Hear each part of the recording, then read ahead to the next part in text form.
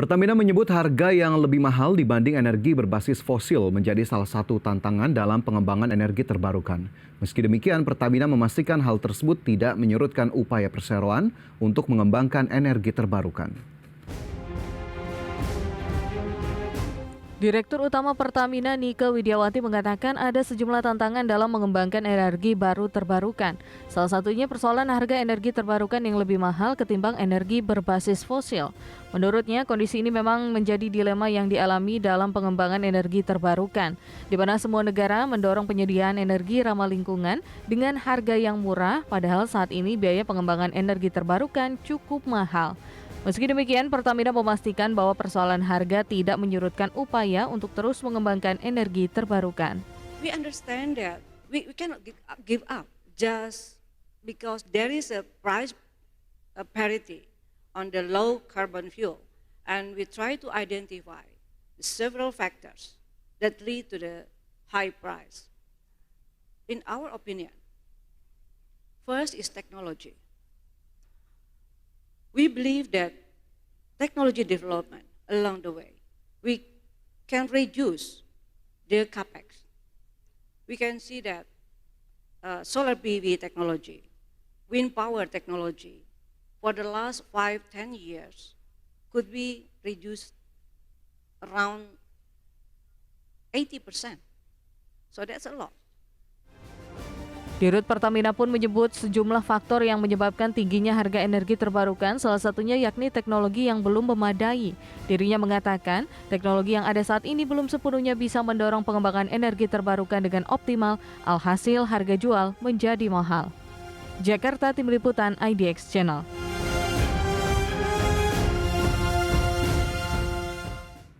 Ya, pemirsa, meski Pertamina menyebut harga energi terbarukan lebih mahal, Pertamina memastikan persoalan harga tersebut tidak menyurutkan Pertamina untuk terus mengembangkan energi terbarukan.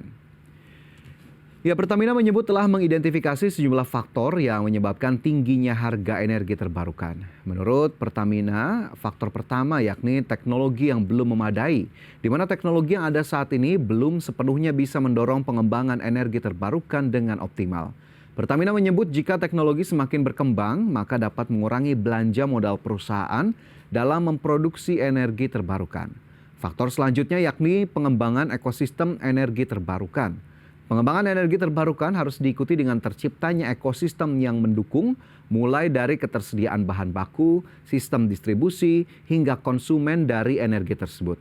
Pertamina menyatakan saat ini pemerintah berupaya mendukung energi terbarukan, salah satunya melalui mandatori penggunaan biodiesel, di mana Indonesia kini sudah menerapkan B35 yang merupakan pencampuran solar dengan olahan minyak kelapa sawit sebesar 35%. Adapun faktor terakhir yakni adaptasi masyarakat terhadap penggunaan energi bersih. Menurut Pertamina, perlu upaya untuk mendorong pemahaman publik, baik dalam hal ini produsen maupun konsumen, agar memahami pentingnya penggunaan energi terbarukan, sehingga akan mendorong peran masyarakat untuk secara masif mendukung pengembangan energi terbarukan. Ya, pemirsa, berbicara soal energi terbarukan tentunya tak lepas dari tujuan besar yakni transisi energi dan juga pencapaian bauran energi terbarukan, di mana bauran energi terbarukan Indonesia disebut masih sangat kecil dan masih cukup jauh dari target di 2030. Lantas seperti apa capaian bauran energi terbarukan di Indonesia? Kita simak informasinya berikut ini. Try to identify. Pemerintah Indonesia perlu menyiapkan strategi baru untuk mencapai target 23% porsi energi terbarukan dalam bauran energi nasional.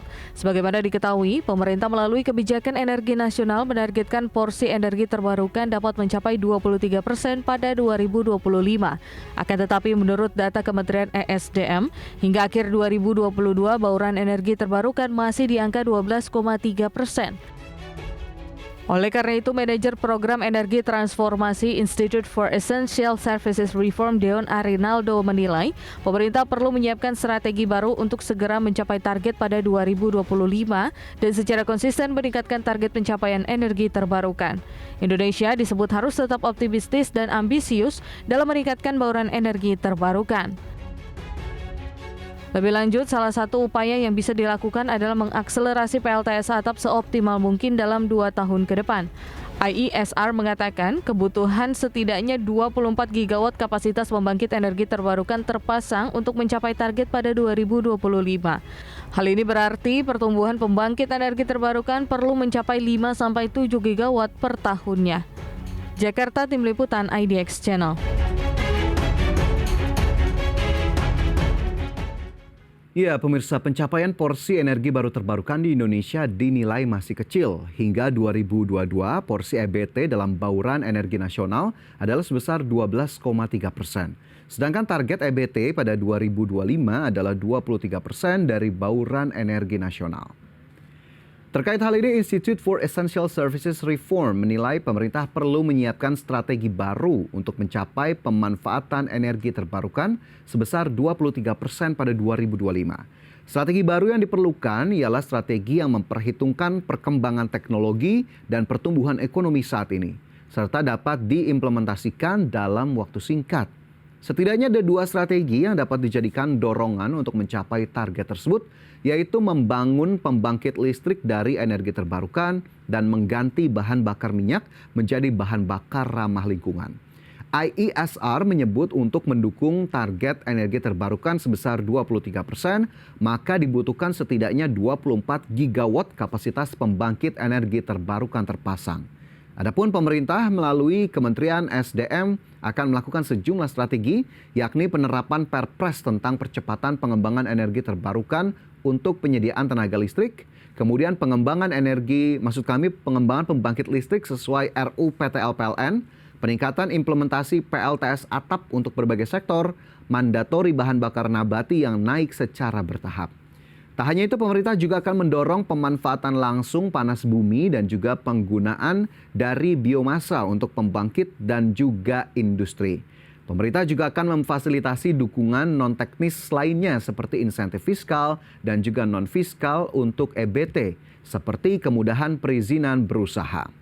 Ya, pemirsa, pencapaian transisi energi tentunya tak bisa dilakukan secara mandiri ataupun hanya sendiri oleh Indonesia. Namun dibutuhkan berbagai kolaborasi dengan berbagai pihak. Seperti yang diungkapkan oleh Direktur Utama PLN berikut ini. Dalam ASEAN Indo-Pacific Forum, Direktur Utama PLN Darmawan Prasojo menyampaikan bahwa kolaborasi dalam transisi energi adalah kunci penting menyeimbangkan trilema energi, yaitu security, affordability, dan sustainability. Oleh karena itu, PLN berusaha untuk terus memperkuat kerjasama dalam ketahanan energi nasional dengan komunitas energi global. Transmission line. With this newer smart grid, we are able to add previously only 5 gigawatt of variable renewable energy, solar and wind, to become 28 gigawatt of variable renewable energy. In that regard, I'm very optimistic here. Yes, the challenge is huge, but we have a conviction with this kind of a shifting from previously fragmented global communities to become unified with this kind of forum is giving us a sense of pride. No matter the challenge ahead, we're going to keep moving forward. Thank you. Thanks. Menurut Direktur Utama PLN, transisi energi kini semakin mungkin diwujudkan karena tarif listrik dari energi terbarukan semakin terjangkau. Kendati demikian, tantangan utama dalam proses transisi energi terletak pada aspek finansialnya, karena pembangkit EBT memiliki karakteristik yang memerlukan investasi modal besar sejak awal, meskipun biaya operasionalnya disebut lebih ekonomis. Dari Jakarta, Tim Liputan IDX Channel. Ya, lebih lanjut pemirsa, untuk membangun pembangkit listrik energi terbarukan dan juga smart grid dari saat ini sampai 2040 mendatang, PLN menyebut membutuhkan 172 miliar dolar Amerika atau sekitar 2.635 triliun rupiah. Angka yang luar biasa besar. Ya, di mana PLN berencana membangun 60 gigawatt pembangkit listrik EBT hingga 2040. Dari kapasitas tersebut, sekitar 34 gigawatt adalah pembangkit listrik panas bumi dan pembangkit listrik tenaga air. Sisanya sekitar 28 gigawatt adalah pembangkit listrik dari energi terbarukan variabel seperti surya dan juga angin. Sedangkan untuk kebutuhan pembangunan smart grid, PLN membutuhkan 5 miliar dolar Amerika hingga 2040. Selain rencana tersebut, dalam ASEAN Indo-Pacific Forum, PLN juga mengajak negara-negara ASEAN untuk bekerja sama membangun smart grid. Jaringan interkoneksi listrik ini sejalan dengan target ASEAN untuk membangun ASEAN Super Grid. PLN menjelaskan untuk bisa membangun interkoneksi sistem kelistrikan perlu langkah bersama negara-negara di kawasan. Sebagai contoh, PLN sendiri saat ini sedang membangun Green Enabling Smart Grid yang dilengkapi dengan Smart Grid dan juga Flexible Generations. Sementara untuk ASEAN Power Grid, PLN telah sepakat dengan 2 perusahaan listrik asal Malaysia, yakni Sabah Electricity, untuk mengembangkan interkoneksi Kalimantan Sabah dan juga Tenaga Nasional Berhad untuk mengembangkan interkoneksi Sumatera Semenanjung Malaysia. Lebih lanjut, dalam skema Power Grid yang nantinya digunakan ASEAN, hal tersebut diyakini akan menciptakan keuntungan pertukaran energi antar negara. Indonesia pun dinilai akan menjadi penyumbang utama energi baru terbarukan untuk negara di kawasan ASEAN, seiring potensi cadangan EBT Indonesia yang melimpah. Dan pemirsa, meski rencana pengembangan EBT Indonesia cukup ambisius, tadi seperti yang sudah kita jelaskan, capaiannya masih jauh dari target. Sehingga memang publik wajib untuk mengawal bagaimana kemudian capaian energi terbarukan di Indonesia dalam bauran energi nasional agar kemudian bisa terakselerasi dengan berbagai upaya, sekaligus masyarakat juga bisa semakin paham, semakin terliterasi dengan penggunaan energi baru terbarukan di Indonesia. Dan pemirsa, kita cukupkan informasi di segmen ini. IDX Session Close-nya akan segera kembali usai jeda.